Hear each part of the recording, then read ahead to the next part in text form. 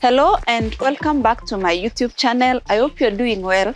Today I want us to talk about organic manure or organic ways to keep your garden fertilized.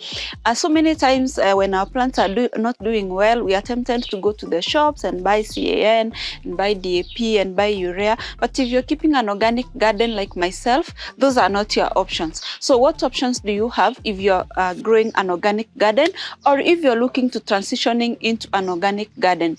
So number one, you make sure that your soil is the soil structure of your soil is very good. If you have a big garden, you can go ahead and get your soil tested so that you know what you are trying to correct in the soil.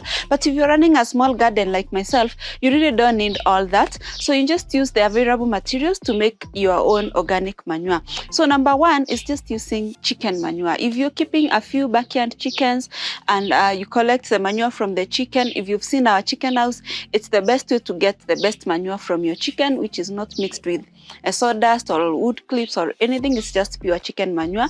You can go and watch that video and see how we collect our chicken manure to use in our garden. So you just let the chicken manure mature by putting it in a pile and allowing it to decompose, and you use it in your garden. That's good enough to fertilize your garden, and you will not need to use any other fertilizer.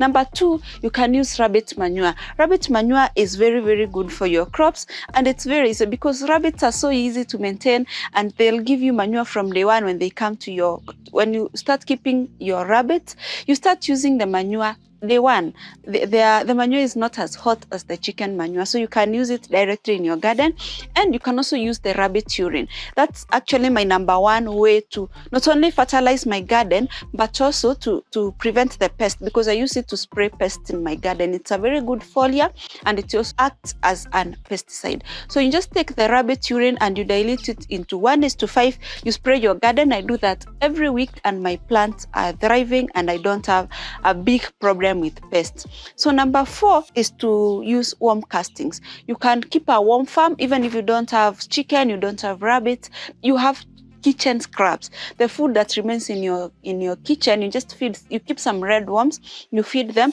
and the liquid that comes from those worms, you use it as a foliar, and then you use the castings. That's the remains that after the worms have eaten, the droppings are very rich manure. It's actually called black gold, and it's very expensive. You can go and see mine. I have done a whole video on how I keep my worms. I'll also link it in the description box, so you can go and watch that video and see how you can make your own worm castings and use that to fertilize your kitchen garden or your small space garden. And number four, and a very easy one, is mulching. So when you mulch your garden like I've done here, this mulch is just going to decompose, and once it decomposes, you just turn it into the soil and it becomes manure. And that also improves the soil structure, and it also helps with retaining water, because the way I've mulched here, I don't have to water these plants every day because the mulch keeps the water down. So the other way you can fertilize your small garden is using green manure. Like you can see over here, I have grown beans. You can grow any legume of choice. Now, when these beans are this size, I can just chop all of them and dig them into the soil. They're going to provide nitrogen into the soil. So if you don't have any other way, just get a handful of beans, you grow them like this, and you dig them into the soil. That also helps to improve the soil texture and add nitrogen to your soil. So the other way you can fertilize your small garden is to make plant tea. So plant tea can be made in very different ways using different crops, but the most common is called Tithonia. So people just chop it and soak it in water, then remove that water after 7 days and put it in your plants. It's very rich in nitrogen and micronutrients, and you actually see a difference after using it in your crops.